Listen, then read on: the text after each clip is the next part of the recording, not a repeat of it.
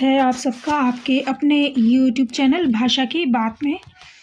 आज जैसा कि दिखाई दे रहा है पार्ट 2 काव्यखंड से आरोह पुस्तक में से आलोक धनवा जी का पतंग पाठ। कवि परिचय देख लेते हैं कि श्री आलोक धनवा समकालीन हिंदी साहित्य के प्रमुख कवि माने जाते हैं।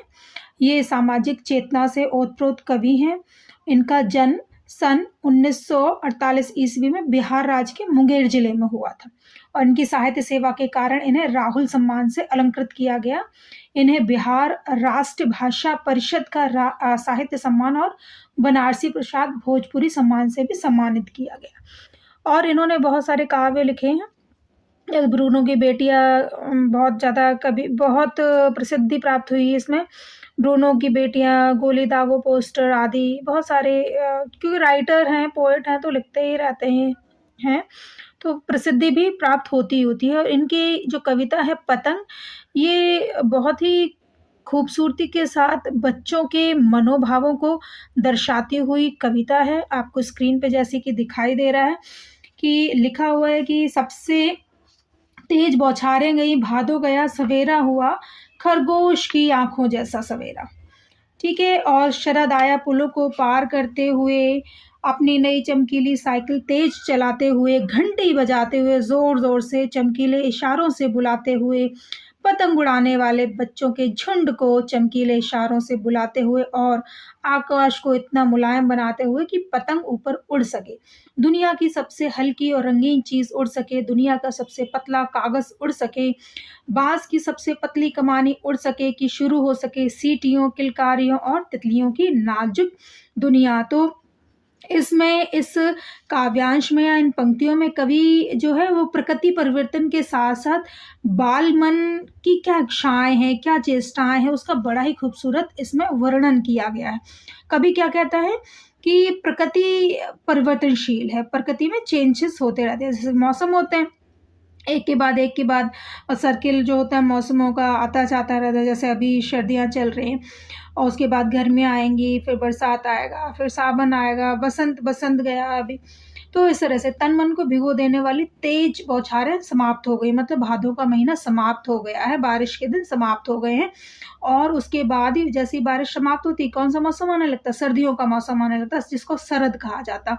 तो ऐसे लगता है कि महीनों की जो श्रृंखलाएं हैं उनको पार करते हुए शरद चला रहा अपनी चमकीली साइकिल तेज चलाते। चमकीली साइकिल का यहाँ पे तात्पर्य क्या है कि क्योंकि मौसम एकदम क्लीन हो जाता है, साफ सुथरा हो जाता है, तो साफ सुथरा मौसम ने कवि को किससे रिलेट किया है? चमकीली साइकिल से।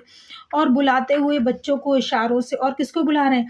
कह रहे जो पतंग है इस असीम आकाश में ऊपर उड़ सके। कवि कल्पना करता हुआ कहता है कि ताकि दुनिया की सबसे पतली जो और हल्की चीज़ है वो क्या होती है? सबसे पतली और हल्की चीज़ें है ह्यूमन मेड क्या है? पतंग। तो कह रहे रंग बिरंगी वस्तु उड़ सके, पतंग उड़ सके, तो संसार के पहले पतले कागज के साथ बांस की सबसे पतली कमानी भी इसके साथ उड़ सकती है। और इनको उड़ता हुआ देखकर बच्चों की सीटियां और किलकारियां गूंज सके तथा कोमल तितलियां मधुर गुंजार करने लगे। मतलब जो पतंगे हैं, पतंगों को उन्होंने किससे रिलेट किया है? पतंगों को रिलेट किया है कोमल तितलियों से। ठीक है। कौन सी भाषा का प्रयोग है? कभी कभी भाषा पूछ ली जाती है। संस्कृत के तत्सम तद्भव और विदेशी भाषा के शब्दों का प्रयोग है। खड़ी बोली की भाषा का सरस प्रयोग है इस कविता में। और मुक्तक छंद है, पूरी मतलब मस्ती के साथ कवि ने इसमें लिखा हुआ है। और क्या है? जन्म से ही वे अपने साथ लाते हैं कपास, पृथ्वी घूमती हुई आती है उनके बेचैन पैरों के पास, जब वे दौड़ते हैं बेसुध छतों को भी नरम बनाते हुए, दिशाओं को मृदंग की तरह बजाते हुए, जब वे पेंग भरते हुए चले आते हैं डाल की तरह बेग से अक्सर। यहाँ पे इन पंक्तियों में कवि क्या कहने का प्रयास कर रहे हैं? कवि यहाँ कहते हैं कि जो बच्चे हैं, कह रहे बाल मन या जो छोटे बच्चे हैं या पतंग उड़ाने वाले टीनेजर एज के जो बच्चे हैं, उनका बड़ा सुंदर इसमें चित्रण किया गया है। जैसे कि अभी बताया, कह रहे जो बच्चे होते हैं उनके जो मन होते हैं बड़े ही कोमल होते हैं, बड़े नाजुक होते हैं, और वे हमेशा जन्म के साथ ही कोमलता का भाव लेकर के आते हैं। और बच्चों की जो कोमलता है, कोमलता को स्पर्श करने के लिए पृथ्वी भी क्या करती है? लालायत रहती है। पृथ्वी भी ऐसे लगता है कि कब बच्चे उनके ऊपर उतरेंगे, खेलेंगे, कूदेंगे, इधर उधर भागेंगे, दौड़ेंगे। तो जब वे मकान की छतों को अपने कोमल पैरों से कोमल बनाते हुए बेसुध होकर दौड़ते हैं। बेसुध मतलब क्योंकि पतंग को तो वो ऊपर देख रहे हैं और वो दौड़ रहे हैं छत के किनारों के आस-पास इधर-उधर, तो पृथ्वी भी उनके बेचैन पैरों के पास उनका स्पर्श करने के लिए घूमती हुई आती है, ऐसी कवि ने कल्पना की है। और बच्चे अपनी किलकारियों के द्वारा सभी दिशाओं को नगाड़ों की तरह बजाते प्रतीत होते हैं। और वे प्रयास शाखा जो होती है कौन-सी? वृक्ष की शाखा, जो पेड़ होती है उनकी शाखा की भांति कोमल लचीले बेग के साथ इधर-उधर झूलते हुए वे अपनी मस्ती में डूबकर दौड़ते हुए चले आते हैं। तो इसका तात्पर्य ये है। और क्या दिया हुआ है कविता में? कविता में क्या कहा गया है कि छतों के खतरनाक किनारों से उस समय गिरने से बचाता है सिर्फ उनके रोमांचित शरीर का संगीत। पतंगों की धड़कती ऊंचाइयां उन्हें थाम लेती हैं। महज एक धागे के सहारे पतंगों के साथ वे भी उड़ रहे हैं और अपने रंध्रों के सहारे। अब यहाँ पे कवि यहाँ क्या बताने का प्रयास कर रहा है, कई बार जो बच्चे हैं वो ये प्रश्न पूछते हैं रंध्रों क्या होता है? रंध्रों शब्द का मतलब होता है सुराखों, छिद्रों। ठीक है, या तो छेद जिसको कह सकते हैं, छेद, या कहते हैं सुराखों, छिद्रों इत्यादि। तो अब कवि यहाँ पे क्या कहने का प्रयास कर रहा है? कवि कह रहा है कि जो बच्चे हैं, जो पतंग मात्र एक धागे के सहारे असीम आकाश में उड़ रही होती है, तो वह भी अपनी डोलती ऊंचाइयों से कोमल बच्चों को सहारा प्रदान कर रही है। और ये कोमल बच्चे असीम आकाश में उड़ने वाले पतंगों के साथ साथ अपने रोम छिद्रों के सहारे स्वयं भी उड़ रहे हैं। रोम छिद्रों का यहाँ पे मतलब क्या है? अपनी मानसिक कल्पनाओं से, अपने शरीर के वेग से ना वो एक तरह से स्वयं भी उड़ रहे हैं। और बाल मन भी ऊंचाइयों को छू रही पतंगों के साथ आकाश में उड़ना चाहता है, वह उनकी हदों को पार करना चाहता है। वैसे भी इन कोमल बच्चों का कोमल मन भी इन्हीं पतंगों के साथ आकाश में उड़ रहा होता है, ऐसा कवि ने कल्पना की है। अब जैसे आपको बता दिया, रोमांचित का मतलब क्या हो गया? रोमांचित का मतलब हो गया एक्साइटमेंट। बच्चे के बहुत एक्साइटेड हैं। आप लोग जो पतंग उड़ाते हैं वो महसूस इस चीज़ को कर सकते हैं।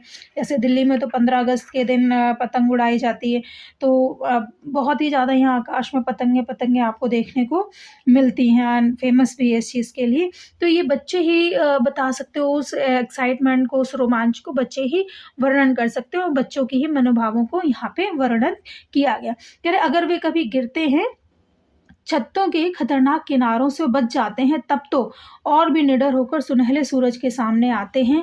पृथ्वी और भी तेज घूमती हुई आती है उनके बेचैन पैरों के पास। अब कवि ने यहाँ पे क्या बताया कि कवि का यहाँ पे कथन ये है कि अगर बच्चे अपनी पतंगों को उड़ाते समय कभी छतों के किनारों से गिर जाते हैं और यदि वे बच जाते हैं, ठीक है, अगर वो एक तो कभी-कभी तो डेथ भी हो जाती है, लेकिन कभी जब वे बच जाते हैं तो उनमें और निडरता पैदा हो जाती है। और इन खतरनाक किनारों से बचने के बाद वे और भी निडरता के साथ सुनहले सूर्य के सामने आते हैं। और कोमल बच्चों की बाल चेष्टाएँ, निडरता और साहस को देखकर पृथ्वी भी उनके बेचैन पैरों के पास और भी तेज गति से घूमने लगती है। यहाँ तात्पर्य क्या है कि ये जो बच्चे निडर हो जाते हैं बिना डरे हुए, अब तो वो और ज़्यादा पतंग उड़ाने और इधर-उधर भागने के कार्य में वो जुट जाते हैं। उनको बस पतंग और पतंग के सिवा कुछ भी नज़र नहीं आता। उनको ये भी नहीं लगता कि वो फिर गिरेंगे या फिर गिर कर के उनको चोट भी लग सकती है। तो कवि यहाँ पे बच्चों की निडरता, मौसम के बदलाव और सुनहले सूरज का बड़ा ही मनोहारी चित्रण यहाँ पे प्रस्तुत कर रहा है। और काव्य सौंदर्य की अगर बात करते हैं इस कविता की, तो पूरी की पूरी कविता में बच्चों की चेष्टाओं का सजीव वर्णन किया, रियल वर्णन किया है। और सहज भाषा है, सरल भाषा है, खड़ी बोली है, तत्सम तद्भव विदेशी शब्दावली का इसमें प्रयोग किया गया है। अनुप्रास, पुनरुक्ति, प्रकाश और इत्यादि अलंकारों की छटा इसमें आपको देखने को मिलेगी।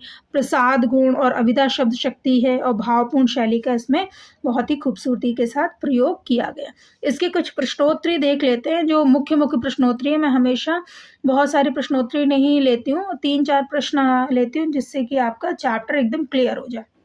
ये इम्पोर्टेंट प्रश्न है बच्चे।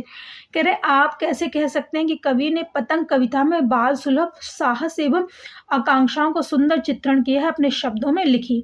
तो अथवा पतंग कविता का मूल भाव अपने शब्दों में स्पष्ट कीजिए। अथवा पतंग कविता में कवि ने बच्चों की तुलना किससे की है और क्यों, सो उदाहरण समझाइए। तो ये 3 क्वेश्चन है जिनका 3 या 4 भी हो सकते हैं, इनका आंसर एक ही रहेगा। जैसे पतंग कविता में कवि ने बच्चों की तुलना पतंग से की है और पतंग के माध्यम से बाल सुलभ इच्छाओं एवं उमंगों का अत्यंत सुंदर चित्रण हुआ है और बाल सुलभ क्रियाकलापों एवं प्राकृतिक परिवर्तनों की अभिव्यक्ति हेतु कविता में सुंदर बिंबों का प्रयोग किया गया है। बच्चों की उमंगों का रंग बिरंगा सपना है। पतंग आकाश में उड़ती रंग बिरंगी तितलियों जैसी पतंगें उन्हें आकर्षित करती हैं। बाल मन इन्हें अपने हाथों से छूना चाहता है और उसके पार जाना चाहता है। इस प्रक्रिया में गिरने वाले तथा गिरकर संभलने वाले बच्चे भी शामिल हैं। वस्तुतः पतंग उनकी स्वतंत्रता, स्वच्छंदता एवं नई उमंगों व उत्साह का प्रतीक है। इस तरह से आप इसका आंसर लिखेंगे। ये 3 नंबर में आता है। पतंग कविता में बच्चों द्वारा दिशाओं को मृदंग की तरह बजाने से कवि का क्या अभिप्राय है? दिशाएं मृदंग की तरह, साउथ इंडिया में बजता है ढोलक की तरह ही होता है मृदंग। जो इस्कॉन टेम्पल और इस तरह के टेम्पल उनमें भी मे बी आपने देखा होगा बजते हुए। तो पतंग पैरों की ध्वनि कविता में बच्चों द्वारा दिशाओं को मृदंग की तरह बजाने से आशय यह है कि जब बच्चों के पैर छत पर पड़ते हैं तो उन पैरों की पदचाप मृदंग जैसी ध्वनि करती है। ध्वनि बालकों के दौड़ने की दिशाओं से आया करती है। इसका मतलब तात्पर्य यहाँ पे ये है। दिन जल्दी जल्दी ढलता है में पक्षी तो लौटने को विकल है पर कवि में उत्साह नहीं, ऐसा क्यों कहा गया है?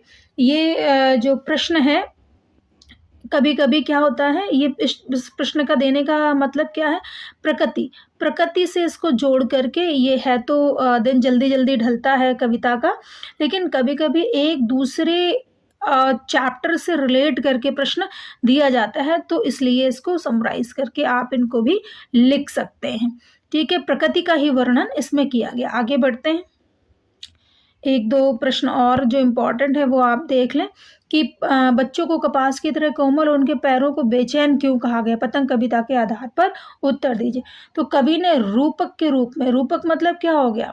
किसी के साथ कंपैरिजन, रूपक के रूप में बच्चों को कपास की तरह कोमल कहा है क्योंकि बच्चों का शरीर भी कपास की तरह मुलायम और कोमल होता है। बच्चे कहीं भी टिक कर नहीं बैठते, इसलिए कवि ने उन्हें उनके पैरों को बेचैन कहा है। और आपको स्क्रीन पर अभ्यास के लिए प्रश्न दिख रहे हैं, मे बी आप इनको पढ़ सकते हैं और जितने भी अभी हम डिस्कस किए ना जर्नली उसमें कवर हो जाते हैं।